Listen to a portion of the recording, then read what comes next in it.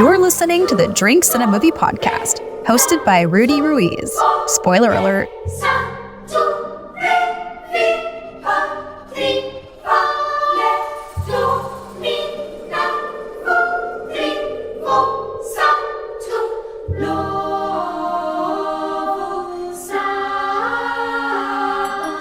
All right, rolling Drinks and Movie podcast. Yo, I'm back with co-host Matt.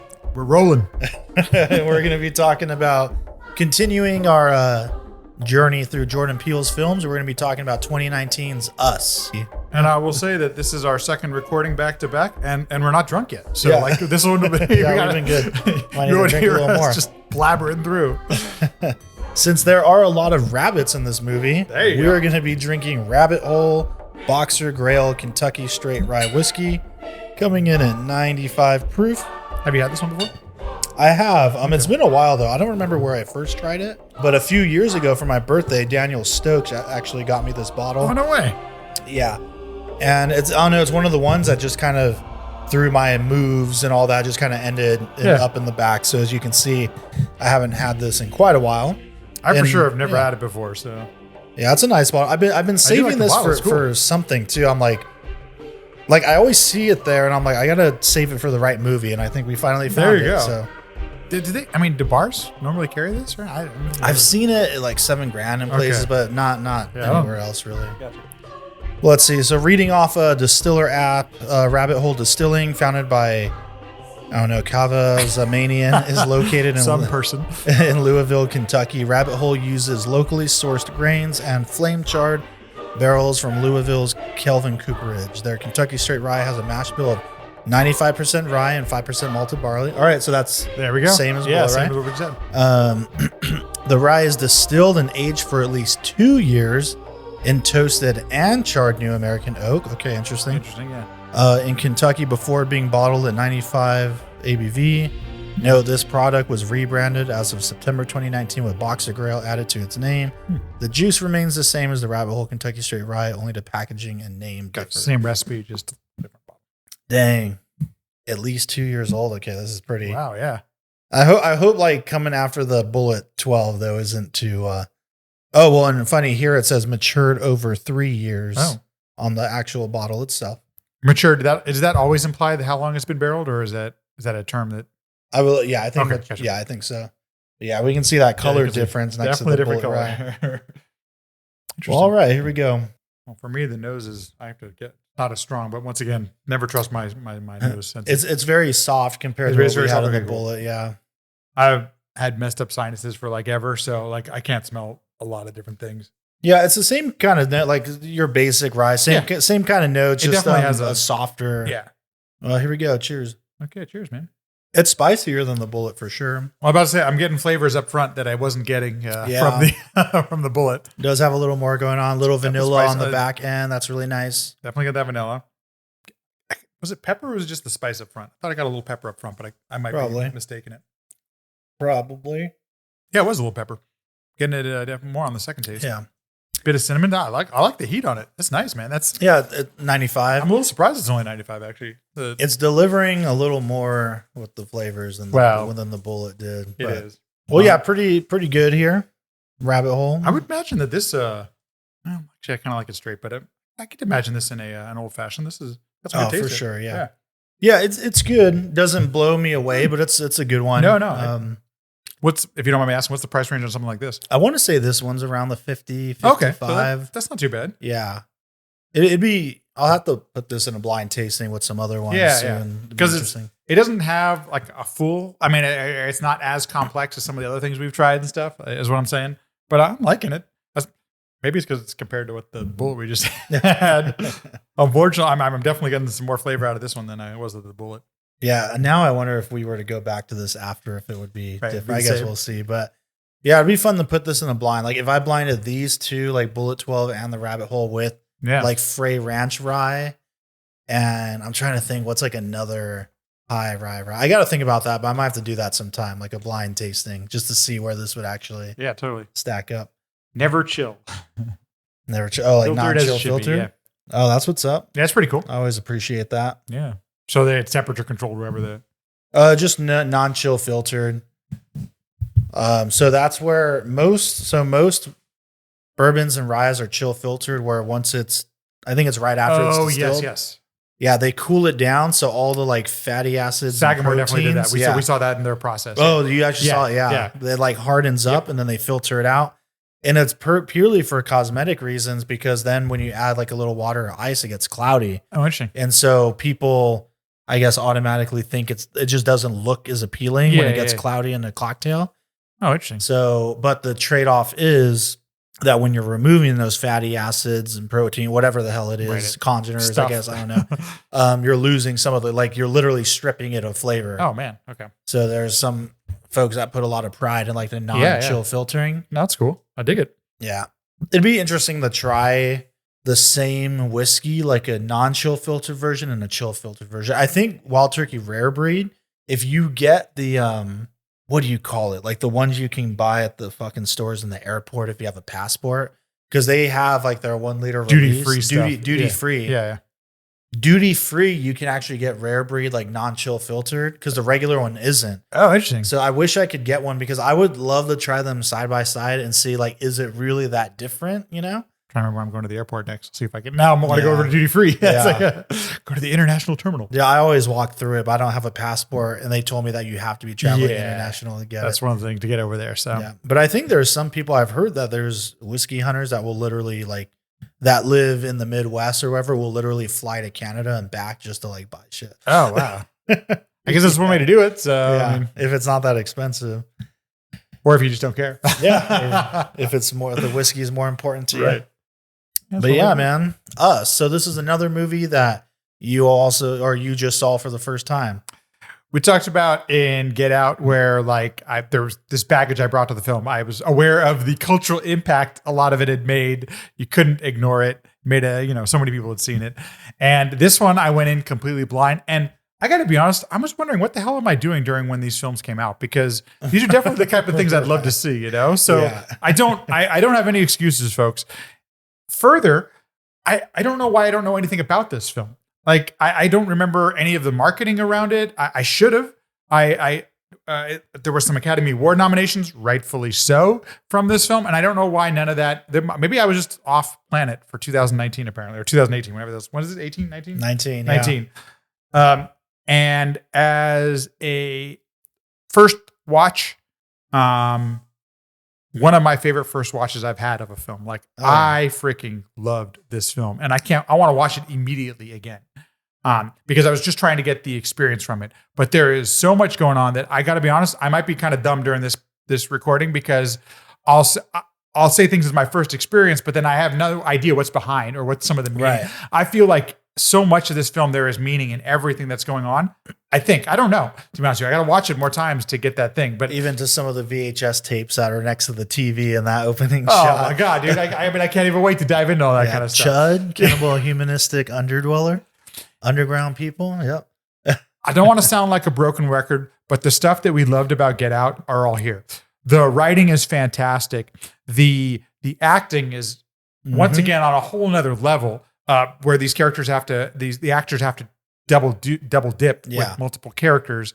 And on top of that, I don't know how it's possible. I think this one is shot even more beautifully than it's obvious maybe he has more money, but some of the scenes are just flat out striking our paintings in this film, I think that mashup with humor as well. Oh, There's so dude, many moments in I this laughed movie more in that this are film. like genuinely really Dude. funny. Yes. But again, to me, it like never takes away from the scary elements of it. So, and after I got done with it, I'm like, what was this like in the theater? This must have been a great, so many what the fuck moments in this film. So I'll give the synopsis real quick. I forgot to do that. sorry, go ahead. So Adelaide Wilson and her family are attacked by mysterious figures dressed in red. Upon closer inspection, the Wilsons realize that the intruders are exact lookalikes of them. So hands across America. so I remember the trailer for this movie. Not that I wish I watched it again earlier, but I remember the trailer having, again, like Get Out, so much intrigue and mystery. And it's like, I had to know what was behind this and what was going to go on. The movie, again, does like a slow build into revealing like what it all is. And he keeps it so intriguing and so mysterious. And constantly, I just want to know, like, get to the end. I want to know, like, what's going on? What is this all about? And seeing it in theaters, I know I saw it twice in theaters. I don't remember the vibe with everybody. Like, I remember some of the shrieks and stuff and your usual horror stuff, but I don't remember the scary stuff much. Or the scares, I should say. Yeah, much more than that. But other than the fact that it was, coming after Get Out, this was a pretty highly anticipated I would movie. imagine, right? Yeah, for anyone that was in the Get Out, anyone that was in the horror movies in general. I mean, and there's actually like a good amount of people I've learned recently like don't like Get Out and think it's not a good movie, which is interesting. Well, they're wrong. No, I'm just kidding. Yeah. I can take it. Yeah. Everyone's entitled to their opinion. And maybe I'm going too far into this, and I should save this for the end. Yeah, but what's interesting with this movie too is I like it. I think just as much, maybe more. I don't even know where it sits. Well, what's funny is I know, like, I don't think I quite did this, but I know a lot of other people that did. Where I think one thing that's going to be a bummer for Jordan Peele is I think everything he does, everyone's always going to compare it to Get Out.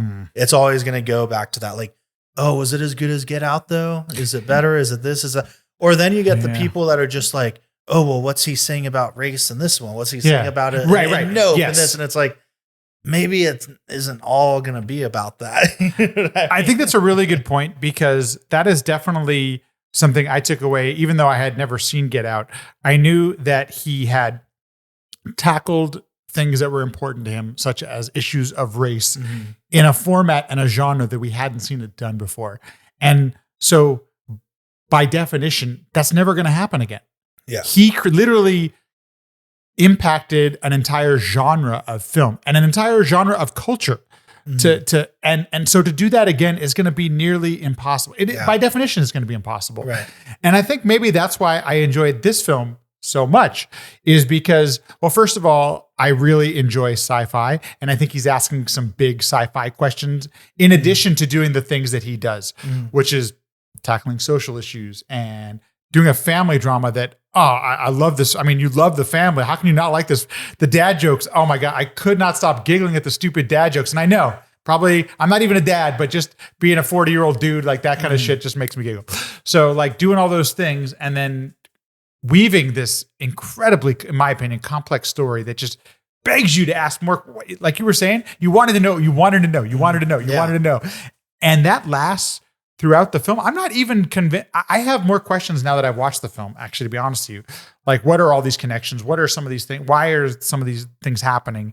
And I don't think you can't do what he did in the first film. It's not going to be possible to impact culture that way, Yeah. So I can understand why people are going to compare it. We're human. This is what we do, At the same time, I just think this film asks so many different questions of the audience, and oh man, we're so big to from the very first moment. The thing that I noticed in this one right away is that we got to what I would consider some of the more action-y type stuff. Like right away, we kind of push into the plot. It almost was 45 or an hour and Get Out before we got into like the plot really pushing forward into the what the fuck is happening with this family. This one, about a half an hour in, the people on like meeting the doppelgangers. The doppelgangers show up in the driveway. So I thought that maybe that's why I was hooked a little bit sooner in this one too. I don't know.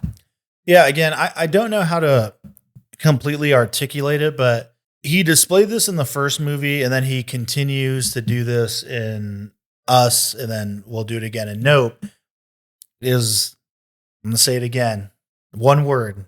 Vibe, man. He just has like full credit sequence. Full credits. He just with has, rabbits. You don't even know what the fuck's going on. Just vibe, like that first shot. Yeah, the old TV, the VHS tapes, the camera slowly. I think it's pulling out. Yeah, it's pulling up. And then the Hands Across America commercial, and it's this is weird. And then the Santa Cruz commercial.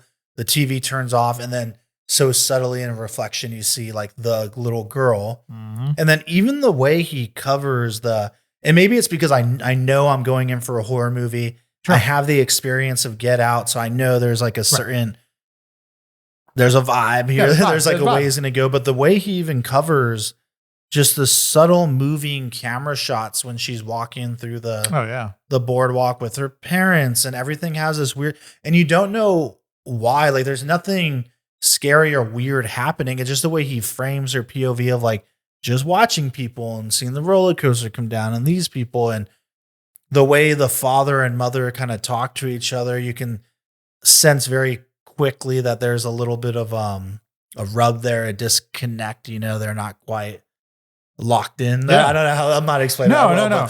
If you've seen the movie, I think you know what I mean. Right.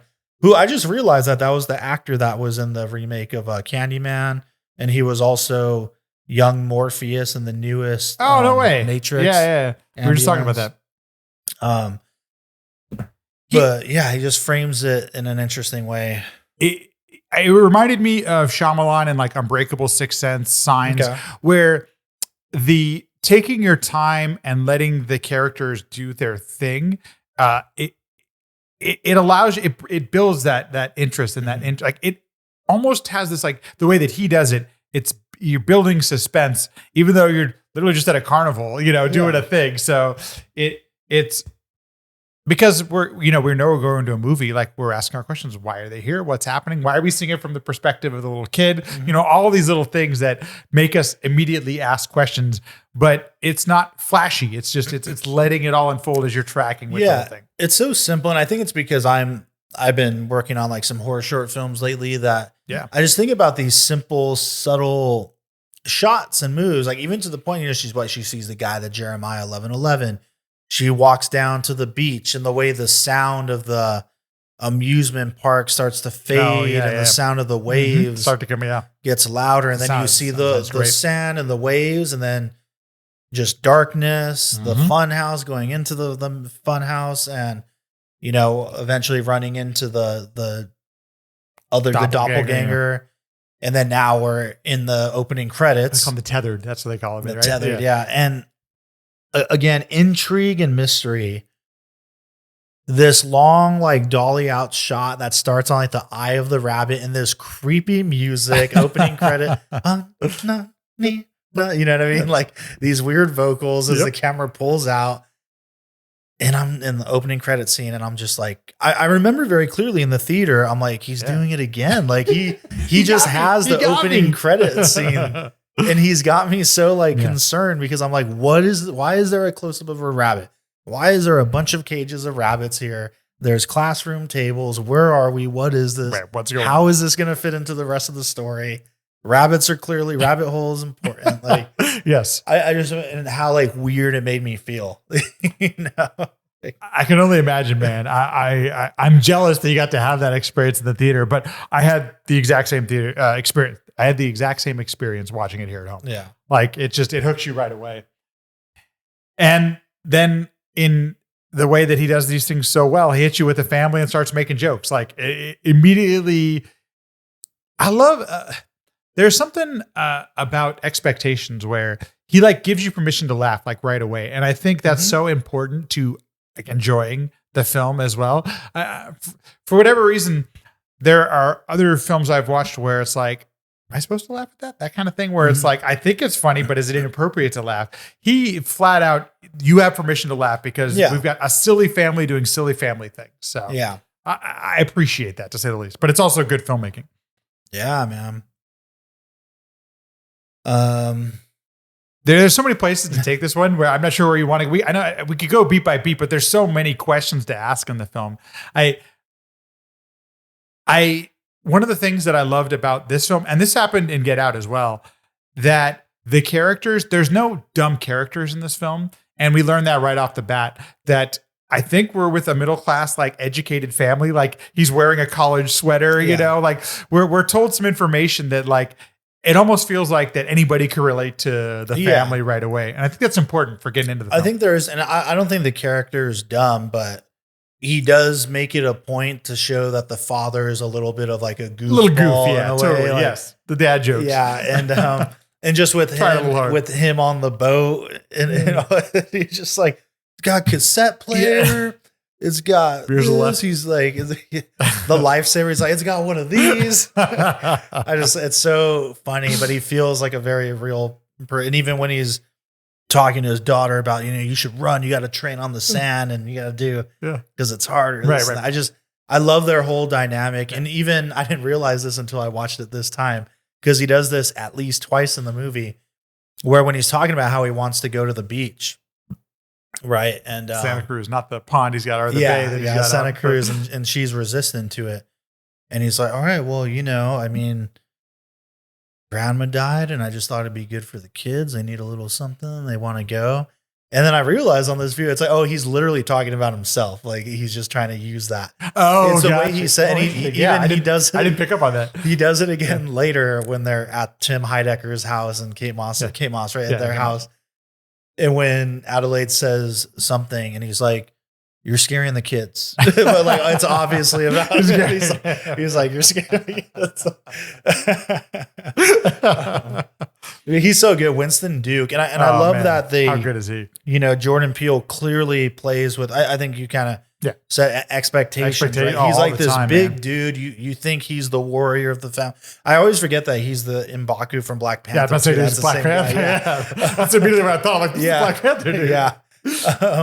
But he's like a big dude, but he's like kind of goofy, and I love that he's not like an overly aggressive person. That they don't play into that. Like, that would be such an easy thing to do, but he's not that. And I love when he thinks he's going to get lucky and he like gets on the bed and it's like so tiny. He's like such a big bed. And there's little things that I like that they do. There was we know that they vacationed at this home before because the little kid had something from last year. Yeah. Like there's just so many easy, subtle things that the family knows this place. Mm-hmm. They have experience with this. They have like neighbor friends. They have neighbor friends. And we also know that Lupita Nyong'o's character, whose name Adelaide, is going through some PTSD. I mean, has lived her whole life with the things that happened to her. And we immediately know that she was the kid in the opening scene. So I appreciate that we're getting information that's going to hopefully help us follow the characters through whatever's going to happen to them. They give us a little bit of that flashback. Mm-hmm. She won't PTSD. And he's like, well, she wasn't a Nam. She just got lost for 15 minutes. Like, little do you know. That's interesting. I don't know. More and more, it's just interesting to me, like those character choices of the father and the mother, and like his attitude towards them. The mom's like 15, like anything could have happened to her in those 15. He should have been watching. Now he's like, I'm gonna go out and get a smoke. And there's this great moment too. It's so subtle, but when the daughter is just there, the mom's crying to the therapist, I just want my daughter back. Yeah. And when he walks out to go do a smoke or whatever, and he's just like patting her on the head and tapping her shoulder, and just kind of throws his hands up and it's I don't know. It's interesting. This is one thing that I think he's done really well in this one. I think that's what I enjoyed so much about it, is that I can empathize with so many different characters. Like, does not seem unreasonable. It was only 15 minutes. Like that seems like a reasonable position to take. Mm-hmm. Like, we don't want to coddle the kid too much, Right. At the same time, I know that different things affect different people different ways. So like 15 minutes could really fuck up somebody for all we know, So you could empathize with that. Mm-hmm. And it leaves some open-endedness to the film, but it just makes you care about all the like, no, you're not upset with anybody. Like, you can empathize with each of the individual's characters. So great writing. Once again, that's just like setting it up so well. I think it's interesting too, like going back to the father real quick. I mean, this is stuff that's like, I guess, outside the main story, but how we get a sense of this weird kind of insecurity with him too, when it comes to the Tim Heidecker character. Because he mentions a couple times, like, man, he got that boat or that car or whatever, like just to mess with me, just to do this. And when, I got this boat, it's got this. And did you get the flare gun? No, I knew you'd fucking. And this weird competitive nature, you know, I think I feel like there's more to it than I even like understand, but I like key into some of that stuff a little bit. It seems like a real family dynamic, to say the least. Like you could see parents acting this way and those kind of things, and he seems to be trying to do the right thing for his wife or his partner, which I think is like important to the film too. Like, she has something affected her very deeply, for all we know at this point, and like he tries to do his best to support her and stuff. And like he seems like actually a pretty decent dude for what he does. Yeah, definitely. Even when the kid runs off, like he doesn't, when they can't find her son on the beach, like everyone acts like how you think people might act in that real situation, And I thought that was really well written, well acted. The whole thing I keep saying over and over again, because it's impressive to see that and still make it interesting in a film, I was like air turn off. The heater went off. What was I about to say? Oh, shoot. What was I He's about to say? thinking. I like He's had it thinking. on the This tip is of going my to be the tongue. most profound thing you've ever heard in your entire life. No, Nah. This is what happens, folks. It's, this Oh, is episode number no. 2. Oh no. Oh, We're talking no. about the Us. family on the Yeah. beach. The family, the dad, competitiveness. Oh, I like, after when she tells him all that stuff and just his humor throughout and his whole vibe, like when he's like, well, because when she says, I saw someone that's just like me and Yeah. I think she's coming after me, coincidences. And when he's like, it just shot, directed, acted so well. All the choices. Yeah. And when he's just like, well, he's like, I'm pretty sure I could kick your ass. So if she's the same as you, I think we're going to be all right. And when she just looks at him and he's like, geez, okay, a bad joke. Sorry. And the power goes out. And this is another one of those moments where he's like, oh man, like Tim has a backup generator. Yeah, right. It's just an interesting character trait to keep going to that, to like compare himself to this other person. And all the power's just out. Yeah. And when he gets scared by their son in the doorway, there's like that jump scare. I think it's so good. I got to tell you, dude, that whole sequence, man, where we first see the doppelganger family out in the driveway. Great. I'm going to try to articulate how freaking exquisite this is. There are so many wonderful choices. The family asks the same questions that the audience is asking. So we're definitely on board for that. Mom is freaked out beyond belief because she's been through some shit. So she knows what's going on. And that the way the family is shot on the driveway, it's just that backlight silhouette with the long shadows. Literally, it could be a painting in your house. Yeah. Like how freaking gorgeous and creepy. So creepy. Oh my God. And then they don't move, but they have the same silhouette as the family we see in the house. I mean, and Dad kind of reacts like the way you think about. You're trying to be friendly and stuff, and then you're just like, "Oh, something's fucked up." There's no family in our driveway. Oh, there's a family out there. Well, when she's calling the cops, and he's like, "Don't call the cops." Yeah, right. He's like, "I'll deal with it." And you feel the fear in Lupita too. Oh, dude, her performance is so great. Like, and I was so scared for him because you're kind of thinking like, "Oh, he's gonna get whacked, slashed up." Yeah, this is about to happen. But I love the choice of how he approaches talking to them. Like, "Oh, can I help you?" Yeah. Right. Trying to be a good neighbor. Yeah, comes back. All right, this is private property. I'm going to have to ask you to leave. And then when he goes back in and he's like, all right, give me the baseball bat, and he goes out. And I just think this is so funny and poignant. Is how then he turns up this kind of like street bad attitude. Like the police are on their way. Funny. He's like, so now I done told you. You got to get off my property. We already called the police and they on their way. He even like talks in a deeper voice. It's so funny. Like, he's trying to act all good and stuff. Oh my God. It's so good. And that's such a creepy moment when after that, it's like that click, click sound and they all like spread out all of a sudden. Oh yeah. That shit's awesome. And because there's no music, it's just like that ambient sound. And when he goes in, he's like, all right, call the cops. The way that he acts too, I think is so relatable. Like the fact that like, you could obviously tell this guy he was probably brought up middle class suburbs type of guy, Yeah. So like, I think that's so relatable, but that when they split out and especially the little kid just running around on all fours. Oh dude, just so good. And once again, the way that it's shot, we feel the way that the family is feeling it. We are right there with the panning camera. Yeah. You're in the space. Yep. Makes me wish like I could see that in the theaters. Cause I have a feeling that's the way it felt. Like you're literally in the space with them. When he goes back in, call the cops. The cops are 14 minutes away. It pans back to him. 14 minutes, But once again, I'm glad they're not making stupid choices. Like lock the doors, lock the doors, lock the windows. Put your shoes on. Put your shoes on. We might have to run. Yeah, dude. Right. And it's not like we're going to fight these people. It's we're going to get the fuck out and get away from the situation. Yeah. So, and I love that. It's another one of those nope moments, right? Like the fact that he doesn't go and charge them. When he sees them spread out, it's just like, nope, stupid. Go back inside, lock the door. Yeah. The baseball bat or not, just or get away. And the kid in the window. I mean, the whole thing, dude, it's just going up the tree and the editing is so good. Like everything is on point, man. Like this whole, I wonder how long it took them to get this version that ended up in the film because everything is perfect. The way that the characters are reacting and we cut away to the exact right reactions we need at the right time. And we see just enough to freak us the fuck out. The tension is building. And then they come at us with a little joke right here. But again, it's still where like the hide key, like when they hear then he's like, what's she's like white people the hide key. Yeah, he's like the hide key. Kind of white people just hide key. So I can't tell you every yeah. time my parents or somebody's asked me about hide key. I'm like, oh goddamn, sorry, that's just so hit home. funny, dude. Yeah, just hilarious. But man, okay, now we get into, we meet the doppelgangers. Yeah. And we're seeing the amazing performance, Lupita. Dude.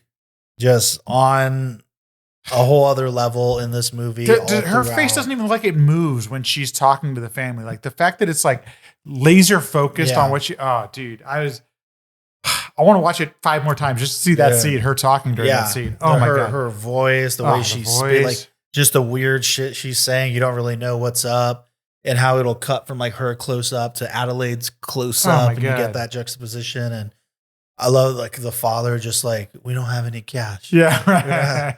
If you take me to an ATM. And I love there's this hilarious moment, dude, where it's so subtle when he's like, you know what? Like as if he's being super noble, like you can even take the boat. He says, right? He's just the way he looks, and he kind of has this swear, like he swears this is gonna be like this. Yeah, like this is the noble sacrifice. Like I'm giving up my whole life. You can take the boat. Yeah. Oh, you can even take the boat. Dude, that shit just kills. He just like, and I like how she just like gave. Yeah, like he just doesn't get it. Just if you take me to an ATM. Good. So there are some interesting choices in this the way, especially moving forward, where like the only character who can talk very much is Adelaide's doppelganger. Like the dad's doppelganger just kind of like makes noises. He doesn't even none of them talk. He doesn't make many noises even then. And that got me asking questions during this whole thing. Like, what does all this mean? And what is going on here? And it asks so many questions, and at the same time, you're on the edge of your seat because the family in his films, the family could easily get whacked here. Like for all we know, and especially being that we can see that it's Lupita Nyong'o, it's like it's the same actor playing the same character. So why wouldn't somebody get whacked and get out? Put on a new, on a new body or whatever. So so well done, kept me on the edge of my seat, and it's one of the exact scenes I'm like, I need to watch this 10 more times just to take it all in and the whole experience again. So it was great. Yeah, you really feel the anger with doppelganger Lupita too, and all that, and just we're Americans. I love that line. And the juxtaposition. Who are you? We're Americans. American. But like doppelganger character is so in control, like so calculated, and then Adelaide mom freaking the fuck out on the edge of her seat, trying to do anything she can to protect her family or somehow make it out of the situation. The juxtaposition and once again, the compositions of the frames, like letting your actors do that and yet composing these beautiful frames, it's just on a whole other level. Dude, the way Lupita moves to like jumpsuit Lupita, like holding the scissors and like walking super softly and like perfectly upright, but like really quickly. Yeah. And always in that like first position, which makes sense when you find out their history and all that. Totally. Like there's some dance references. Yeah. And I will say, like watching this again, watching it last night, this whole next sequence, it's good. It's like everybody gets split up with their doppelgangers. So we have this whole sequence where they got to go one-on-one with their people. Or in the runners or the runner. Off my car. Yeah. Which that was a great moment when they're looking at each other through the window and she just goes down. So good. But the dad gets dragged off, and I did feel that revisiting this movie, this whole sequence went on a little too long for me though. Oh, interesting. Okay. I got to a point where I was like, all right, let's start moving on here. I will tell you, the first time watching through, I'm like, oh dude, this is so good. Yeah, no, same. Like this is the first time I've seen it a few times. The first time, because there's that risk of somebody you don't know what's gonna happen. Yeah. So makes sense on rewatch that might not have the same tension level that it did on the first time. But you can appreciate the craft that Yeah. it makes sense to split them up and all those kind of things. And like starting, let them like showcase what the qualities that the running, the magic trick, the I don't know what you call dads.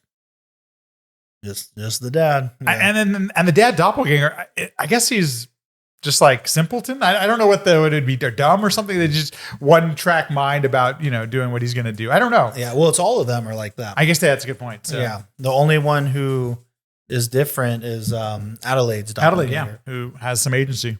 And we'll later find out there's a reason because that she has some agency. So, but that's a good one. So I remember thinking it was really funny that Tim Heidecker was in this movie. I was like, oh, that's great. Tim and Eric, and this sequence at their house where Kate Moss is the actress's name, right? Yeah.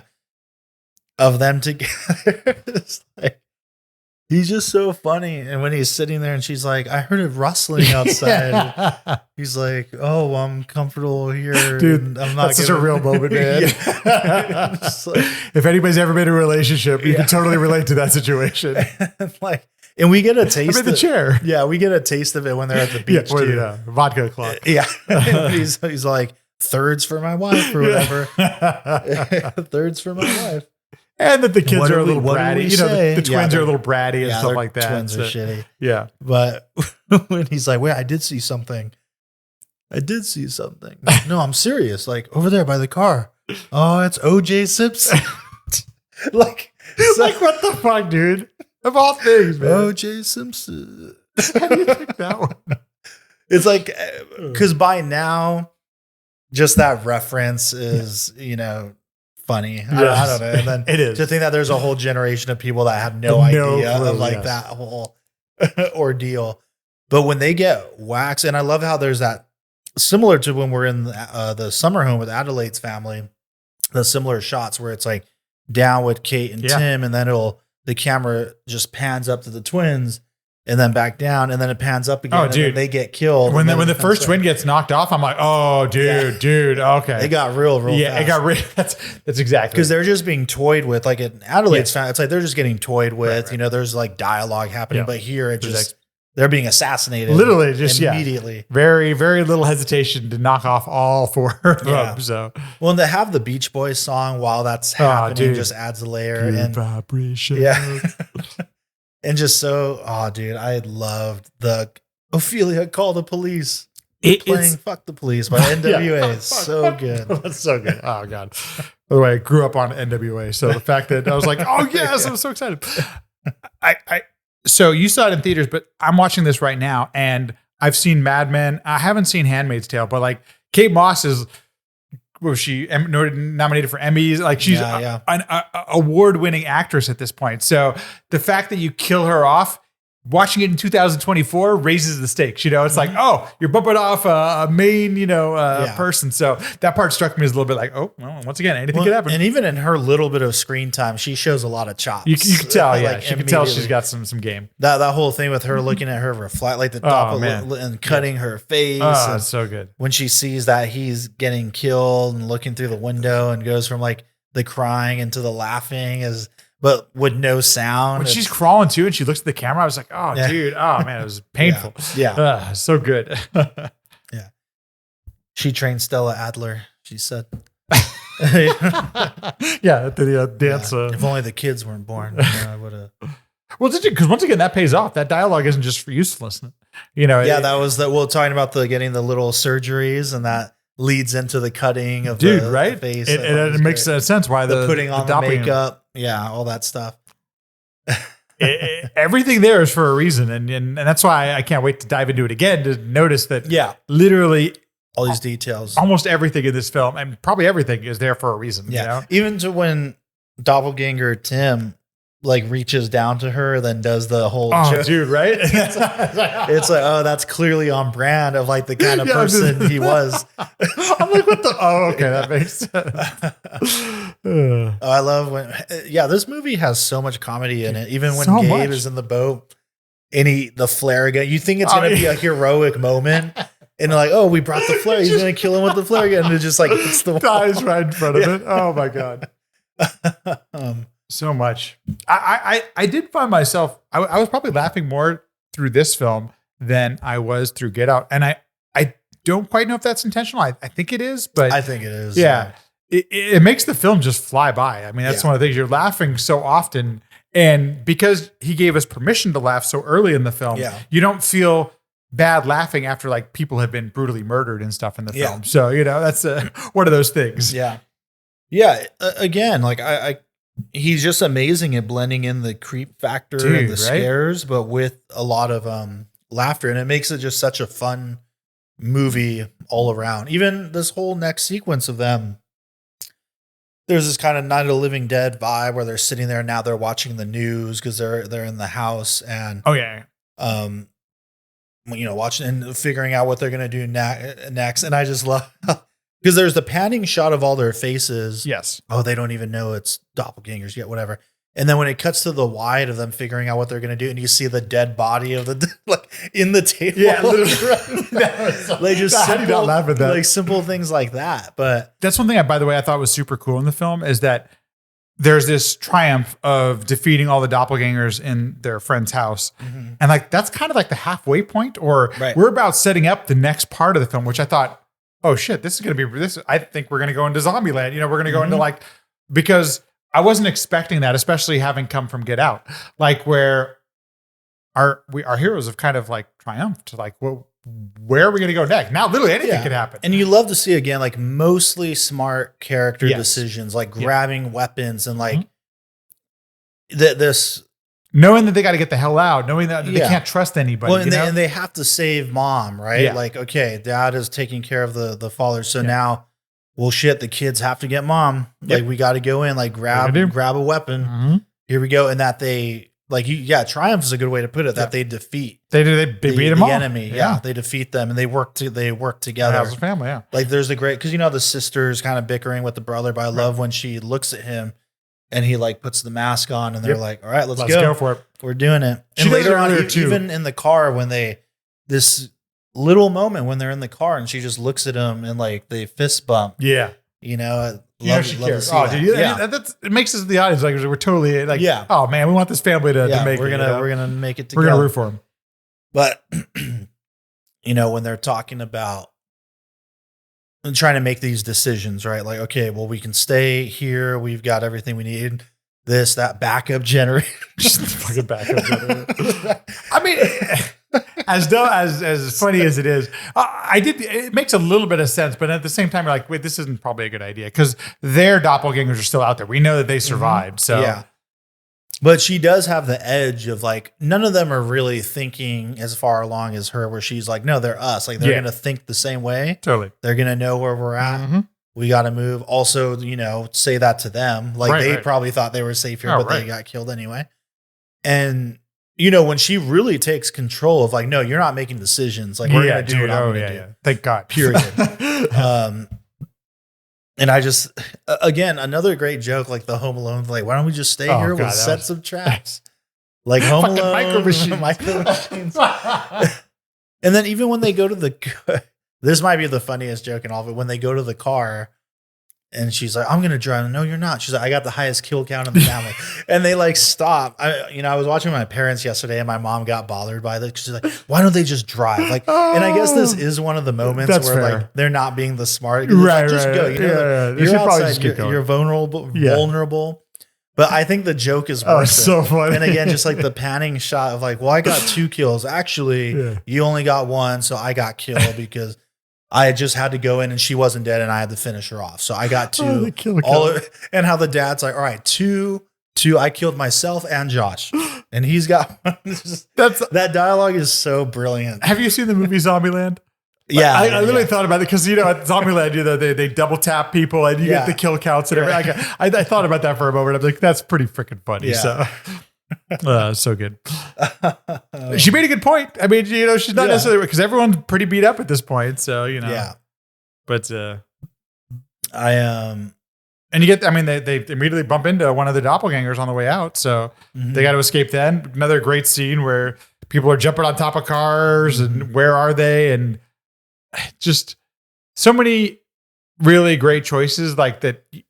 You don't let your family off the hook because that would probably be that seems realistic and all things like that. So And I don't want to jump past too much of it, but like, you know, we're about to open up the world. Like the whole movie really kind of opens up after this, and you still don't get us a chance to get there. You're still putting obstacles in their way, which I think is actually, it definitely ratchets up the tension. And it, once again, to your point, like keeps you on the edge of your seat. You're just like the suspense part of it. So well done. I like that scene with the doppelganger with the scissors going through the window. So I just thought it was awesome. Now getting to the, the end here, Yeah, you know, we've got please. the fire and all that stuff, but the kind of reveal of what's really going on. The kid Jason getting taken. Yeah. The boy get So now, mom's going down solo mission. I wonder where they shot like that escalator within the orange lighting. Like, I wonder where that was at. Just that whole. I guess we forgot to mention too. The opening starts off with a crawl with text talking about these underground tunnels that. Oh, that's right. Yeah. So I was expecting at some point we'd go explore those. I really did, and the way that they do explore that is in a really interesting way. And where are we going? What does all this mean? What the hell is going on below the surface? Dude, this was the moment where I was like, yes, all right, here we go. Let's get some answers. Let's see what's happening down here. A lot of mystery. There's a rabbits running around, empty place, and great little split diopter shot. Dude, where, oh my gosh. You know, Doppelganger Adelaide is kind of explaining the whole thing, cutting out the people, doing this meticulous plan. Maybe I'll put the soundbite in. I don't know. But basically, it is like pretty contrived. Totally. Oh, but, totally. Especially like coming back to watch it again. But I still love that it can still work. Like, especially watching the first time, like it doesn't bother me at all. Like you choose to live with, go with it. But yeah, it just really it's like why would the doppelganger like feel the need to explain everything that's going on? You know, or at least try to explain some of these things that are going on. I totally get all that. Well, I think I know why. Okay, what you got? Well, I think it's because with that whole reveal of who she really is, which, okay, well, let's start. All right, we'll go back to that. Yeah, First off, we're about to get into the final fight here. Yeah. The original music mixed in with the I Got Five on it. Dude, so good. The intercutting with like the dance recital, which I didn't realize was Jordan Peele said that the dance piece she does is actually a duet. Oh, actually. But she chooses to do it solo. But then at the same time, the fact that she does it above and the other one's above ground, it's still a duet. And just the intercutting back. I didn't know. I was getting the Black Swan vibes, but I didn't, so. But the music and the lens flare and the way it's shot, the final fight and how she just cannot get the upper hand on Doppelganger version and is getting so frustrated. It's just beautifully shot. So cool. Yeah. So well directed. Keeps us on the edge of our seat. Yeah. Everything you could say about it. And never once do we question, we always in focus about what's happening and stuff like that. And just at the same time, it's making us ask more questions. Just so many cool things happening in one damn sequence. Mm-hmm. Really well done. Now, when we get the reveal of what was really going on here, did you see that coming at all? I started to, as she started to explain some of the, not explain, but start to reveal a little bit more information. I was like, okay, this is easily could have been a switch thing. Actually, that's not true. Even before then, I thought that they could have been switched because of the fact that she was speaking like that. And so many of the other doppelgangers were grunts or if any of that, you know. So I had a thought that maybe something like that had happened in the first place. Interestingly enough, that part seemed somewhat insignificant to all the other things. I think because I cared so much about the trauma that so many of the characters had been through. These are really extreme characters, and I still cared so much about all of them. Like, why are these people the film has told me that these are people down here. These aren't aliens. These aren't, some other things. So I cared about them. What got them to this place? Mm-hmm. I could even watch a film like the whole, how do these people exist and how do they function and all these kind of things. So the fact that those two had switched wasn't, it just happened to be a bullet point in what it didn't change the film for me, interestingly enough, because I guess, and I haven't even started to think about these. I'm just as my brain is dumping these stuff, maybe we're talking about the experience of others in different cultures and things like that. That things like this, when these things happen, they give you unique experiences and how you get to experience something from a different point of view, and all these kind of things. It's the reason there are so many reasons I want to watch this over again. Mostly just to have that feeling of, oh my gosh, what does all this mean? But like the questions it asks are some really big and interesting questions by the end of this. Did you have any of that experience, like sitting in the theater watching this or watching it a second time? Or when did some of those things happen for you? Yeah, I mean, it made me very uncomfortable on that reveal because, and like you said, you feel for them because they're people. Yeah, they're real people. It put me in a weird position where then it's like, well, oh shit, even though I was with this Adelaide the whole time, like now I kind of want jumpsuit Adelaide to win. I want her to make it out. And maybe they don't both deserve to die. I don't know. Like that. I think she don't deserve to die. She didn't deserve to die. No, that's what I'm saying. Yeah, maybe that's what I'm saying. Maybe they all. That's what I'm. Yeah, I totally agree with you on that. Yeah, it made me really uncomfortable. Like the last shot, and like how the kid definitely knows. Right. And even I didn't realize this till yesterday, but after she defeats Doppelganger version, when she goes to the locker and finds Jason, he's like shaking and doesn't go for her and doesn't even, I didn't never realize it's like, he doesn't even hug her. He like kind of slowly. Oh, I didn't notice that. Yeah. Like he doesn't grab onto her. Like, he just kind of keeps his hands open. Ooh, and I do, he knew something and they show you little glimpses. Like when he goes back into the house and the daughter's not dead. Yeah. And Lupita has to kill her and she gets like really feral and kind of weird. And he's just kind of looking at his mom. Right. But yeah, that last shot when he's in the passenger seat, just like staring at her, like he knows. It's a great shot. And he's the only one who knows what's going on. What the truth is. But yeah, it's good. I think it was a nice twist. It did make me uncomfortable though. And it still does make me root for the underground one. And it makes more sense. Like going back to what you were saying is like, oh, why would she give all this information? Is because she does say at one point, I think when she's smashing her head along the table about how like I've waited my whole life for this. Right. Like you took she's dealing with her demons for sure. Like I'm going like we're taking our time with you guys. Like we're gonna toy with you. Whereas everyone else just got whacked. It's like, nope, we're gonna like you guys are gonna run. You're gonna play and like you're gonna do your doppelganger-y things.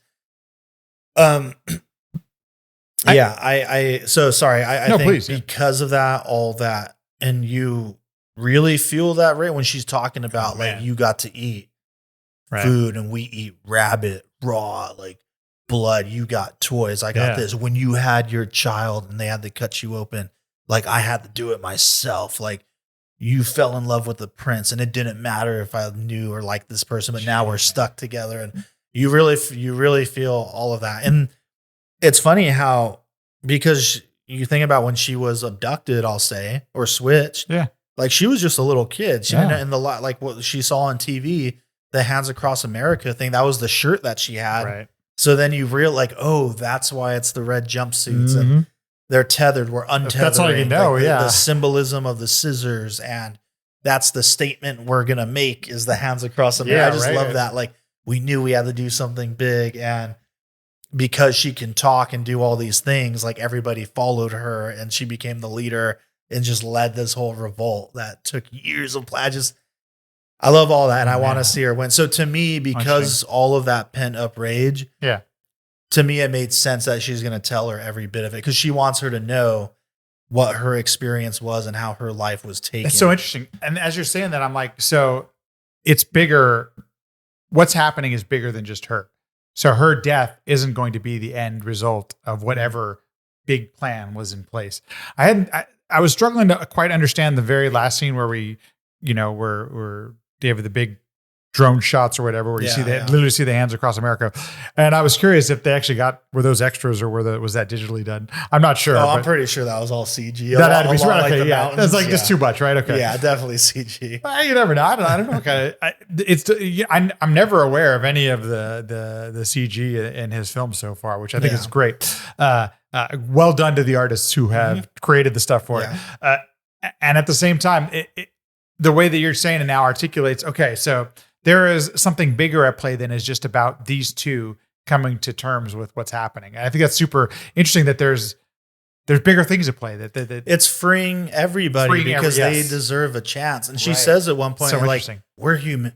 We're human too. You know, like she's like, we're human too. We deserve. Damn. We never had a choice. We're just copies that were made to control you like puppets. But then they gave up on us and we're stuck down there. And sometimes I have these thoughts where I'm like, if you're Lupita Nyong'o and you're reading that in a screenplay, what the fuck do you think when you're reading like these huge ideas and these big things that you're going to see manifested in a movie and you're going to have to actually do those things? Sorry, that stuff just blows my mind still. So, and I know we've been making movie magic for over 100 years, but still at times like that, I'm just like, that's gotta have been freaking magical to have read that and then seen it happen actually, you know, when the actual film is finally put together. But the more you say it and the more it makes you want to watch it again, because I'm like, damn, that had more impact than I think it might have had on me just the first viewing. Because I'm like, oh man, they're in the final fight. Like Adelaide has to overcome this thing. You know, that's what I'm thinking at that point. I didn't think about some of the bigger implications, which is super interesting.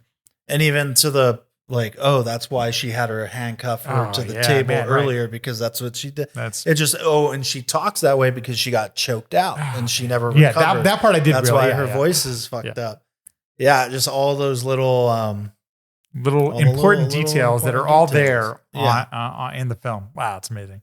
Yeah, really, really well done. And I mean, and that's probably all pretty surface, but sure. What's cool too is I think there's possibly like quite a few different ways to see it too. Like I think obviously a big one is probably like a class divide, right? Like the haves and the have-nots, you know, the poverty. Well, and I'm assuming there were many African-American families that experienced something like this, where if you were enslaved and all that kind of stuff, you know, you might have had two completely different experiences in your life and stuff. I can definitely, I mean, though, I think that's pretty obvious and stuff. And I think that's why I want to dig into the film more, because I think it's saying a lot about that. At the same time, it's just on the surface, what an experience of a film. Just on the surface level, it really impacted me a lot too. So yeah. And just the duality of man, right? Just like the dark side of us, like coming out, and what happens when that takes us over, is it really?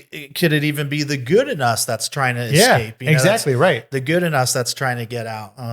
Who's to say what Adelaide's doppelganger isn't righteous? You know, who's to say that you know there wasn't something that needed to be said there to give those people some freedom, to say the least. Yeah. So. Oh, I think she was righteous. I would have. Yeah. Right. But I mean, there's this questioning. She had to murder to get there. So I mean, there's always that. But she didn't murder anyone. That's right. I guess we don't see her technically murder anyone. That's a fair point. Yeah. Did they have to kill everybody to take over the world? Well, I guess that's the thing, right? It's the untethering. We need to do yes, the tether. Because we're stuck and it's our time to shine. Damn. You had your time, it's our time. Oh my God, man. Dude. Yeah. Jordan Peele, well done, man. Once again, I'm just so impressed. Sorry it took so long to see these films. Not that you're going to listen to this, but I'm just saying. Man. Hell yeah. All right. Us. Sorry folks that it wasn't very deep and it was more just talking through scenes. Well, this is the problem, is that like this is my first viewing. So like I'm getting all the surface level stuff. If you ever want to record this in 10 years again, I've watched it 10 times by then. You know? No, I just always think like sometimes, and people can leave a comment if they hate it or like it or whatever, please. But sometimes I just get so into, I just like talking about the movie and I get caught up just talking about the scenes and whatever. It's one of those things like you and I, because we've worked in production, like you're so appreciative of all the work, like to make it look that good and that seamless and that enjoyable where you don't even notice the production. Yeah. It's really fucking hard. So like the fact that you did it on all levels is just even the more impressive. And a very modest budget, by the way, 20 or 30 million bucks they made this film for. That blew my mind. I didn't believe that almost when I saw it. That's amazing. Geez. Anyway, sorry. Yeah. Talk about that for hours. Well, all right, man. That's a wrap on this one. So soon, hopefully as soon as possible, we're going to be talking about Nope, which you haven't seen that one either. I haven't seen that one either. Oh, yeah, we're doing the Loved the trailer for that film. Wanted to see it in theaters. And was that COVID? No, I think it was like 22. It was okay, like so it was way after. Ago, Why the hell didn't I see? I really wanted to see that film in theater. The trailer alone, just like, oh, dude, I want to see it. I remember when that poster first dropped. And it's funny because Jordan Peele's already become one of those directors where he's only 3 movies in, but just from we want to see his even film. After that, it's like, oh, what's he doing next? We want to see what he's doing next. Yes. Us? Okay. Like Nope. Oh, nope. That Yeah. makes sense. Of course, Right. the movie's called Nope. What? And again, so much intrigue. Like, it's clouds and there's like the little flag. Yeah. Like, what is this?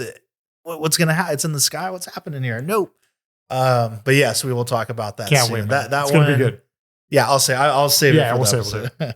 But anyway, that's a wrap. Cool. Cheers.